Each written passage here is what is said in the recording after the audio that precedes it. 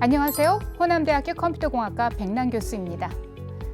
이번 시간은 그동안 배운 인공지능 기술과 빅데이터를 기반한 또 다른 기술을 살펴볼 것입니다. 그동안 발전해온 가상현실 VR, 증강현실 AR로 우리는 모두 경험한 흔적이 있을 것입니다. 4차 산업혁명 시대에 접어들면서 컴퓨팅의 계산 속도는 더욱 발전하고 성능은 우리가 상상할 수 없을 만큼 매일매일 변화하고 있습니다. 네트워크 기술도 통신의 속도는 눈부시게 발전하고 있는 현장에서 메타버스 기술의 전개는 매우 급속하게 전파하고 있고 활용되고 있습니다. 이번 주제는 신기술의 등장으로 우리 삶 속에서 밀접하게 전개되고 있는 메타버스 기술의 배경을 통해 미래 발전을 어떻게 전개할지를 한번 살펴보도록 하겠습니다. 메타버스는 현실을 초월한 가상의 세계, 현실 세계와 같은 사회, 경제, 문화 활동이 이루어지는 3차원의 가상 세계를 의미합니다. 즉, 단어 메타버스는 1992년에 미국 SF 작가인 닐 스티븐슨의 소설에서 스노우 크래쉬에서 처음 등장하게 됩니다. 이 소설에서는 메타버스는 가상현실에 고글을 쓰고 몰입하여 경험할 수 있는 일종의 가상현실 플랫폼 공간으로 소개하고 있습니다. 사용자는 메타버스에서 아바타를 사용하여 다른 사용자의 아바타와 대화를 하고 교류하는 과정을 보여주고 있습니다.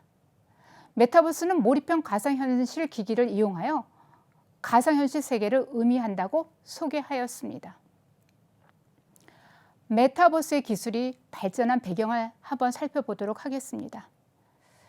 그림에서 보다시피 1992년 이미 메타버스 기술을 소설에서 소개했지만 그렇게 주목받지 못하다가 1999년부터 메타버스 연구의 시작들이 나타나기 시작했습니다. 다음 그래프는 구글 스칼라에서 메타버스의 키워드를 찾은 연더블 논문 추이 분석도를 나타내고 있습니다. 그래프에 표시된 것처럼 2006년 구글이 메타버스를 구글 어스로 시작하여 2007년 ASF 미국 기반의 가속 연구재단이 메타버스 로드맵을 발표한 후에 연구 논문 수는 점진적으로 많아지다가 2009년에 연구에 방점을 찍었습니다. 그런데 다시 열기가 식기 시작했습니다. 다시 메타버스 기술이 연구가 탄력을 받은 것은 이 그래프에 나타나 있지 않지만 많은 게임 산업과 그의 부가적인 발전과 빅테크의 회사들이 메타버스에 관한 관심이 높아지면서 연구들이 점층 증가하게 되었습니다. 국내에서도 2018년에 네이버 자회사 스노우에서 제페토를 출시하였으며 엔비디아가 2020년 개방형 3D 디자인 협업 플랫폼 옴니머스를 베타 버전을 출시하여 증폭을 더하였고 2021년 SK의 이플랜드 출시 등으로 기업의 기술 투자로부터 메타버스는 재부상하게 되었습니다. 최근 5년에서 10년간 있었던 사회, 문화, 경제, 기술적인 요인의 복합적 작용이 메타버스 기술의 발전을 이루게 한 원동력이라고 분석할 수 있습니다. 다음 그래프는요. 구글 트렌드에서 메타버스를 장기간 동안 검색 추이도를 살펴본 결과입니다. 2004년부터 2020년 7월 이후를 보면 메타버스의 검색 추이도는 오랜 기간 동안 그렇게 특이점이 나타나 있지 않다가 2020년 매우 큰 변화를 볼 수 있게 됩니다. 메타버스의 2020년 이후 검색량의 추이도를 구글과 네이버를 심층 분석을 해보면 일부 상승세를 지속하다 급격히 떨어지는 추이도를 볼 수 있습니다.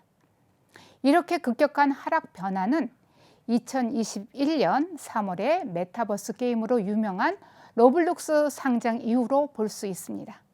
즉, 관심도가 대중들에게 떨어지게 되었습니다. 그 요인은 게임 기반의 한계와 메타버스의 정의가 불분명하고 메타버스 서비스의 난립 등으로 분석되어 있습니다. 이렇게 대중화 추이도는 경제성을 기대하는 심리로부터 새로운 무언가의 핑크빛 소식을 제공받기를 원하고 있습니다. 대중들은 메타버스에 관심이 떨어지게 된 이유는 가식적인 생산성이 낮게 분석하고 있었지만 대기업과 정부에서는 메타버스 기술에 적극적인 투자와 관심을 보이며 메타버스 기술을 추진하는 주체가 대중에서 정부와 대기업으로 전환을 맡게 되었습니다. 그 이유는 이미 발표된 세계 빅테크 동향과 세계 국가마다 정부 정책 발표들이 능동적인 추진 정책을 펼치면서 대전환기를 맞게 되는 기술로 부상하게 되었습니다. 그럼 페이스북의 동향을 살펴보도록 하죠. 2014년 가상현실 하드웨어 오큘러스를 인수하고 2019년 가상현실 기반의 SNS 플랫폼 호라이즌 베타 서비스를 시행하고 다양한 오피스 메타버스를 출시했으며 2021년 암호화폐 페이스북 DM을 출시한다고 발표가 있었습니다. 이렇게 빅테크 동향을 보면 세계의 경제를 주도함을 볼 수 있듯이 정부와 빅데이터 회사들의 메타버스 기술 개발에 적극 참여하는 추세를 볼 수 있습니다. 다음은 우리 삶에서 메타버스의 기술의 발전이 어떻게 나타날지를 기술의 흐름을 살펴보겠습니다. 현재 우리 메타버스는 1.0 세대에 살고 있습니다. 이 세대의 특징은 우리가 살고 있는 이 사회가 아직은 가상현실보다 영역이 더 넓다는 것입니다. 다시 풀어보자면 가상현실로 구현하는 것들이 많은 제한이 있고 VR 기기의 사용 범위도 많은 한계가 나타나 있으며 경제활동 도구인 NFT, 우리가 대체 불가능한 토큰이라고 하죠. NFT가 등장이 아직도 미비한 상태라고 볼 수 있습니다. 메타버스 2.0은 2023년 이후로 예상을 하는데요. NFT 실생활에 거래를 할 수 있고 VR과 AR, 글래스가 일상화로 실생활보다 가상현실에서 영역이 크며 메타버스 3.0에서야 실생활과 가상현실이 같은 범위에서 전개될 것으로 보고 있습니다. 페이스북의 마이크 저커버그도 페이스북의 메타버스의 완성 시기를 2030년으로 예상하고 있습니다. 그러면 현재 우리가 만나고 있는 메타버스 플랫폼을 살펴보겠습니다. 메타버스 플랫폼은 사용 목적에 맞게 개발되었습니다. 메타버스의 목적에 따라 유형을 나누어 보면 4개로, 즉 게임형, 회의 업무용, SNS형, VR, AR 메타버스 유형으로 나눌 수 있습니다. 게임형 메타버스에는 로블록스, 마인크래프트, 포트나이트, 회의 업무형에는 게더타운, 이플랜드, SNS형으로는 제페토, 싸이월드, VR, AR 메타버스는 리얼월드로 구분할 수 있습니다.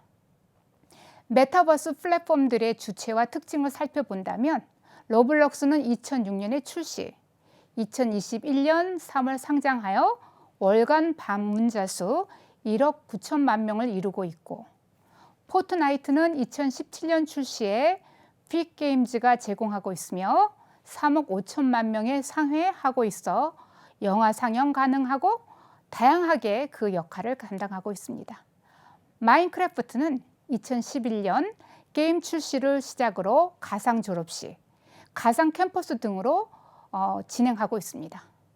국내에서는 제페토는 2018년 출시하여서 현재 글로벌 가입자 수가 2억 명을 상회하고 있으며 이용자 80%는 10대의 사용자로 확보하고 있습니다. 메타버스 기술에 따른 로드맵을 살펴본다면 증강현실, 라이프 로깅, 거울 세계, 가상 세계로 구분합니다. 포켓몬고와 스노우 플랫폼은 증강현실로, 페이스북과 인스타그램은 라이브 로깅으로, 구글 어스는 거울 세계로, 로블록스와 포트나이트는 페이스북의 호라이즌도 가상 세계로, 제페토는 증강과 가상 혼합으로 구현하고 있습니다. 다음 예제를 보면서 각각 기술을 정리해 보도록 하죠. 사적인 영역, 아바타, 온라인 프로필, 직접 등장 등의 방법으로 이용자의 정체성과 행동의 표현을 초점을 둔 기술을 말합니다. 외적인 영역은요, 이용자를 둘러싸고 있는 바깥 세계에 대한 정보와 통제력을 제공하는 기술로 표현되고 있고요. 증강 영역은 이용자가 인식하는 물리적인 환경 위에 새로운 제어 정보 시스템을 레이어를 쌓아 올리는 기술이라고 한다면, 시뮬레이션 영역은 이용자 및 객체 간 상호작용을 위한 장소로서 현실을 모방한 가상의 세계를 제공하는 기술을 말합니다. 또한 메타버스에서는 경제활동을 추구하고 있는데 그 맥락에서 블록체인은 매우 밀접한 관계가 있습니다. 결국 메타버스 플랫폼에서 경제활동은 디지털 화폐, 즉 로블록스나 제페토는 게임 내에서 디지털 화폐를 활용하지만 이를 직접 현금화하거나 자산의 소유권 등을 보장하기 어렵습니다. 가상세계에서만 사용하는 디지털 화폐는 결제, 거래와 같은 기능만 있습니다. 그러므로 블록체인과 NFT는 메타버스 경제활동을 뒷받침하는 핵심 기술이기도 합니다. 이런 연계성으로 우리는 다음 주제에서 블록체인에 대한 개념과 원리를 학습하도록 하겠습니다.